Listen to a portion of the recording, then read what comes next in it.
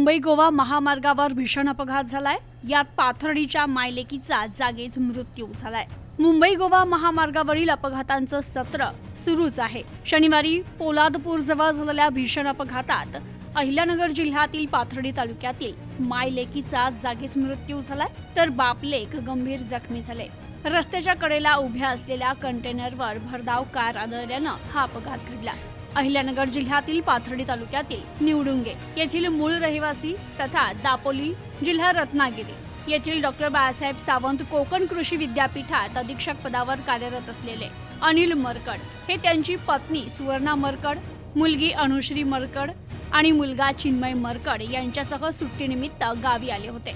शनिवारी सकाळी निवडुंगे येथून ते कुटुंबासह कारमधून दापोलीकडे जात होते।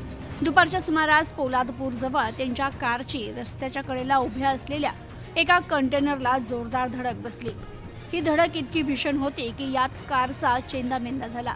या अपघातात अनिल मरकड यांच्या पत्नी सुवर्णा आणि मुलगी अनुश्री यांचा जागीच मृत्यू झाला, तर अनिल मरकड आणि त्यांचा 5 वर्षाचा मुलगा चिन्मय गंभीर जखमी झाले असून अनिल यांना उपचारासाठी मुंबईला नेण्यात आलंय, तर चिन्मय याच्यावर महाड येथे उपचार सुरू आहे।